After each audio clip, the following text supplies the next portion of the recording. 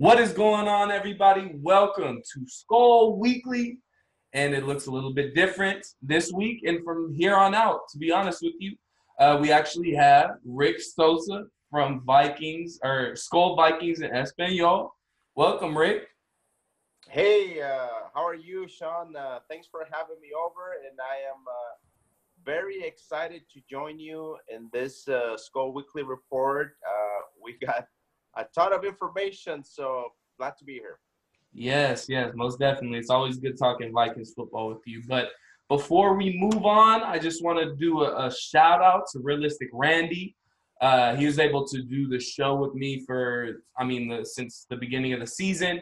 But great thing for him, he actually got the call to the big leagues. ESPN contacted him, and he is now a contributor at ESPN 1500. So everybody out there watching and listening, if you watch our podcast or listen to our podcast, go out there and support Realistic Randy, man. He still goes by Realistic Randy, just on ESPN 1500 Twin Cities. So go check that out, man. Go support Randy. He's doing really, really good things out there. So, man, we're both next in line, Rick. What's going on? So, Here we are. We got Rick Sosa with Skol Vikings and Espanol, now with Skol Weekly as well. So it's going to be fun, man. I was going to say that I bet Juan Trewell is going to absolutely love now hearing that Randy has gone to the big leagues with ESPN. Yeah, now all that stuff that Randy was saying about Treadwell, don't let Treadwell be on this team next year. Just wait on it, Randy. He's coming for you. So, man, let's just jump right into it. Big news, obviously, probably biggest news of the NFL this past Monday and Tuesday was the firing of offensive coordinator John Defillipo. Thank God, which we've been asking for so long. But before we get into that, I'm just going to say something real quick about the situation. Just outside of football, I don't want to make it seem like it's a personal vendetta against John Defillipo in any matter. Nobody should feel good about somebody getting fired, especially around this time of the year, the holidays. It really, really sucks. But things weren't working out. We're moving on, and Kevin Stefanski is going to step up. But what was your initial reaction to the firing of John Defillipo? Well, I think it was, something that was due to happen. I think probably even a little bit too late. But yeah, I mean, I agree with you. I mean, you never wish on somebody to lose their job. That is not something that you want to happen. But, as Mike Zimmer said, I mean, this is a production business.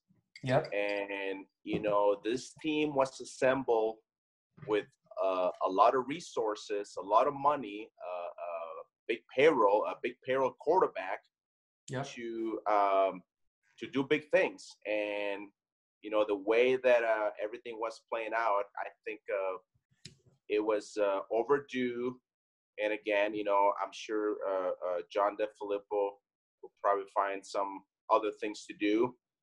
But in terms of what we needed for this team, I think it was for sure something that needed to happen. And, we had our podcast in Spanish on Monday, late at night after the game. And, I mentioned there that a change needed to be made the very next day. So yesterday, Tuesday. So, it is a tough situation. The NFL is a tough business.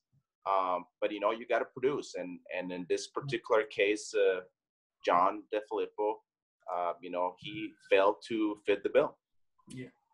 And I don't think anyone was against the firing of John Defillipo, whether it be his fault or not for the offensive struggles. I personally think a lot of it rests on him. I can't put all the blame on Kirk Cousins or on the offensive line. A lot of the scheme of the offense was just really bland, no creativity.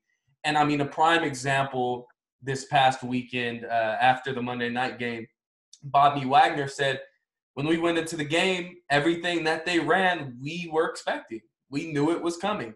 So that should have told you right there, this guy had no type of scheme going into the game. And if he did have a scheme, it was the same thing he's been showing all year. And one thing that kind of went hand in hand with that for me was the beginning of the year, our offense was actually clicking. Outside of the Buffalo Bills game, maybe, our offense was clicking for being a first-year offense and a new quarterback and a new system.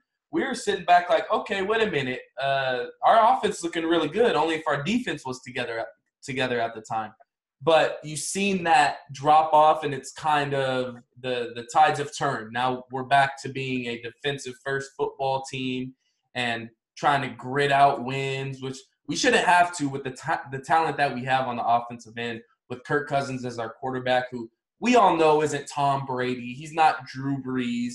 He's not an Aaron Rodgers. We know he's not that type of quarterback, but he is still capable to make any throw on the field. He has a very good arm. He's very accurate when he needs to be or when he wants to be. But I just think the offensive scheme as a whole, it kind of ran dry. And we started off a little hot on the offensive end for being a fresh new team with a new quarterback, new offensive coordinator, and it kind of fell off towards the middle of the season to where teams had half of the season to look at film at us and be like, okay, this is what they do and this is what they do well, and we haven't responded to that. And that is on Coach John Defillipo. So I completely agree with the hiring. I'm sure you completely agreed with the hiring, just like you said, a change needed to come. And we are on to Stefanski. So I think we are headed in the right direction. I'm very confident. But, yeah, DeFilippo gone as Vikings offensive coordinator. Yeah, in fact, Sean, if you recall, we did a podcast actually with Randy. It was one we did, the three of us, after the San Francisco game, the very first game of the season. And we did talk a little bit about how in the second half of that game, there was some questionable play calling that at that time, I think we all three of us agreed that, being the first game and, he needed to get acclimated and so forth. But we did see a lot of gaps, even at that Green Bay game at Lambeau. We were pretty much non-existent for the first three quarters. We had some defensive issues as well. Yeah. But I mean, there were times during the whole season that you could see that the creativity, the offensive scheming was pretty much stalled. Yeah.